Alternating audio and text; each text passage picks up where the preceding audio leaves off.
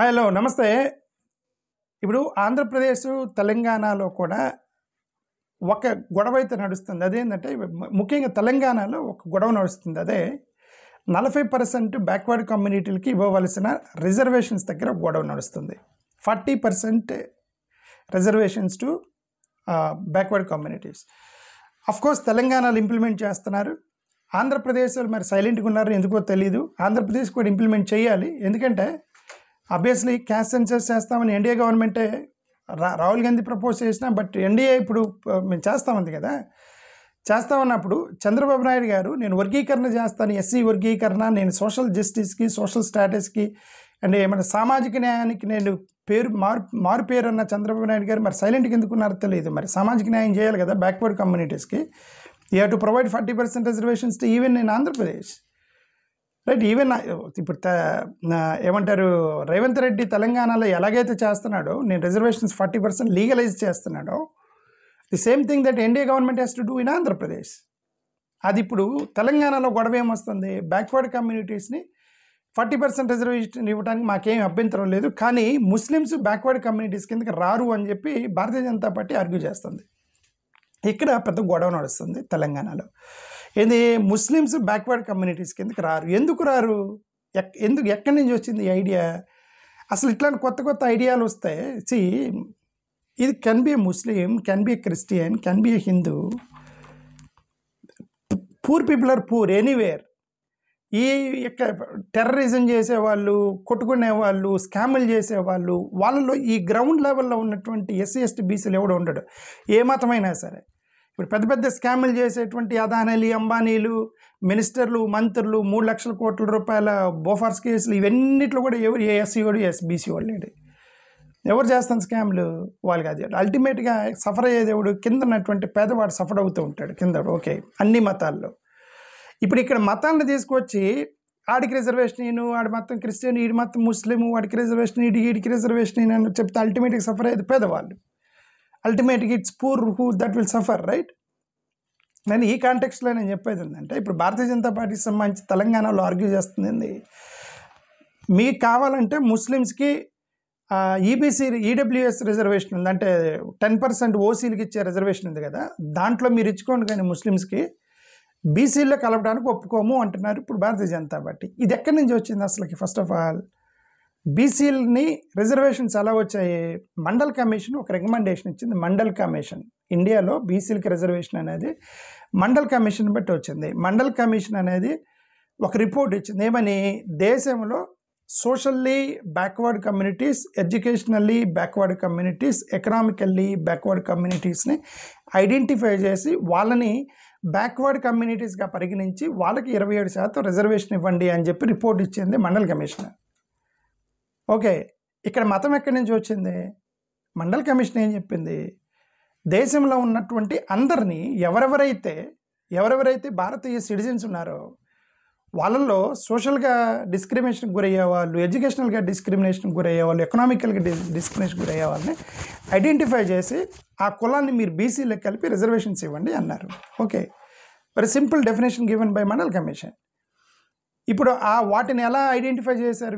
వీళ్ళు గ్రామాల్లోకి వెళ్ళారు. ఏ కులాల్లో అయితే నీచంగా, కొద్దిగా తక్కువగా చూడబడుతున్నారో సమాజంలో, ఎవరెవరికైతే ఆర్థికంగా దెబ్బతిన్నారో, ఎవరెవరైతే ఎడ్యుకేషన్కి దూరంగా ఉన్నారో, అన్ఎడ్యుకేషన్ ఎక్కువ ఎక్కడైతే ఉందో, నిరక్షరాస్యత ఎక్కడైతే ఉందో, వాటన్నిటిని ఐడెంటిఫై చేసి బీసీ కమ్యూనిటీలో వేయమన్నారు.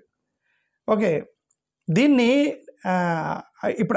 దాన్ని ఇప్పుడు హిందూ మతంలో ఉన్నటువంటి ఈ సోషల్గా డిస్క్రిమినేషన్ గురైన వాళ్ళు, ఎడ్యుకేషనల్గా డిస్క్రిమినేషన్ గురైన వాళ్ళు, ఎకనామికల్గా డిస్క్రిమినేషన్ గురైన వాళ్ళు ఎలాగ ఐడెంటిఫై చేశారో, ముస్లిం మతంలో కూడా ఉన్నటువంటి సోషల్గా డిస్క్రిమినేట్ అయినటువంటి కొన్ని కులాలు, ముస్లిం మతాలు కూడా కులాలు ఉన్నాయి. ముస్లిమ్స్ మతంలో నేను అదే చెప్పింది ఏంటంటే, ఏ రిలీజన్ అయినా తీసుకో, క్రిస్టియన్ రిలీజన్ అయినా తీసుకో, ముస్లిం రిజర్వేషన్ తీసుకో, హిందూ అయినా తీసుకో, ఆ పైన వాళ్ళు బాగానే ఉన్నారు, కింద ఉన్నటువంటి మా పేద బడుగు బలహీన వర్గాలని హింసకు గురవుతున్నారు అనేది నేను స్టార్టింగ్ నుంచి కొన్ని వందల వీడియోలు ఇప్పుడు పెట్టాను. అవన్నీ కూడా ఒకటే ఆర్గ్యుమెంట్ ఏంటంటే, పేదవాళ్ళు సఫర్ అవుతున్నారు. నేను అదే కదా మాట్లాడుతున్న గతంగా చాలా రోజుల నుంచి. ఓకే, ఇప్పుడు ఆ పాయింట్లో వచ్చినప్పుడు ముస్లింలో కూడా అణగారినటువంటి వర్గాలకి పిలువబడేటువంటి కొన్ని కులాలు ఉన్నాయి. ఆ కులాలను ఐడెంటిఫై చేసి 4% రిజర్వేషన్ ఇస్తానని రాజశేఖర రెడ్డి గారు ఫస్ట్ భారతదేశం మొత్తం మీద ఇంప్లిమెంట్ చేసిన ఫస్ట్ రాజశేఖర రెడ్డి గారు. ఈ రాజశేఖర రెడ్డి గారు ఇచ్చినటువంటి ఆ రిజర్వేషన్ యొక్క కాంటెక్స్ట్ని గుర్తుపెట్టుకొని ఇప్పుడు రాహుల్ గాంధీ ఏం చేశాడు, ఆయన నేను జనాభా సర్వే చేసి మొత్తానికి జనాభా ప్రాతిపదికన రిజర్వేషన్ ఇస్తాను అని అంటే తెలంగాణ గవర్నమెంట్ జనాభా లెక్కలు చేసి ఆల్రెడీ వాళ్ళు ఇప్పుడు 40% జనాభా ఉన్నారు బ్యాక్వర్డ్ కమ్యూనిటీస్ని ఐడెంటిఫై చేసి now they wanted to implement 40% reservation in Telangana state. The same thing must be implemented in Andhra Pradesh also. But Andhra Pradesh వాళ్ళు ఇంప్లిమెంట్ చేయట్లేదు. ఓకే, చూద్దాం మరి Andhra Pradesh we have to bring pressure on the Andhra Pradesh government also to implement 40% reservation based on the population for backward communities.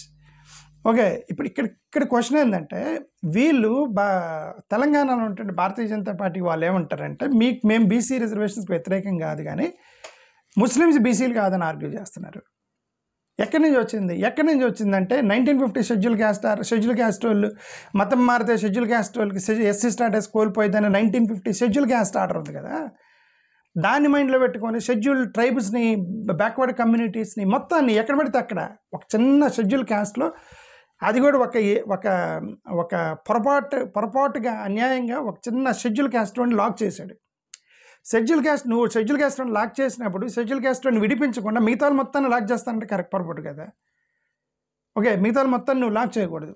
అది 1950 schedule caste order ఎందుకు పెట్టాడు, అప్పుడు British వాళ్ళ ప్రభుత్వంలో ఉన్నప్పుడు వాళ్ళు సపరేట్ ఎలక్టోరల్ డిస్కషన్ జరుగుతుంటే 1932లో అంబేద్కర్ గారు వీళ్ళందరి కనుక కోరిక మేరకు బ్రిటిష్ వాళ్ళు ఏం చేశారంటే ప్రతి గ్రూప్ నుంచి కొంతమంది రిప్రజెంటేషన్ పిలవండిరా అని అంటే వాళ్ళల్లో షెడ్యూల్ క్యాస్ట్లో ఎక్కువ మంది క్రిస్టియన్స్గా మారారు, కన్వర్ట్ అయ్యారు. షెడ్యూల్ క్యాస్ట్ వాళ్ళు ఎక్కువగా కన్వర్ట్ అయ్యారు కాబట్టి ఆ కన్వర్టెడ్ క్రిస్టియన్స్లో మళ్ళీ క్రిస్టియన్స్ ఉన్నారు, వాళ్ళే మళ్ళీ షెడ్యూల్ క్యాస్ట్ వాళ్ళుగా ఉన్నారు కాబట్టి వాళ్ళిద్దరిని సపరేట్ చేసి పిలవండి, లీడర్షిప్ సపరేట్ చేసి డూప్లికేషన్ లేకుండా పిలవండి అనేది కాంటెక్స్ట్.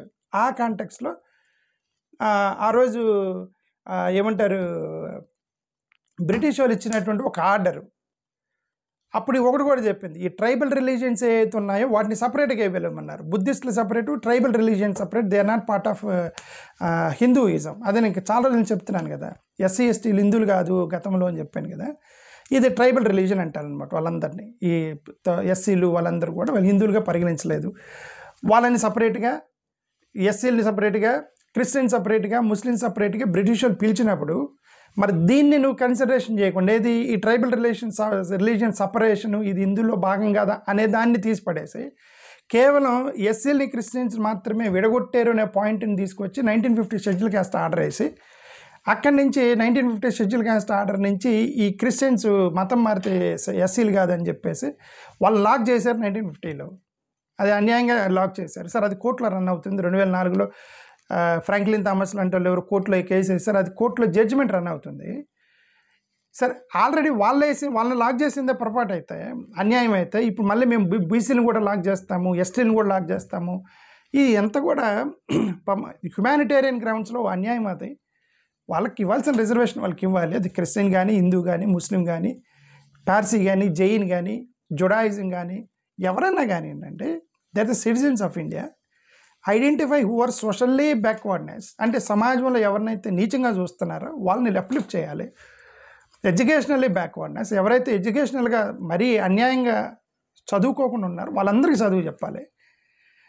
అప్పుడే కదా దేశం 100% లిటరసీ వచ్చేది, రైట్.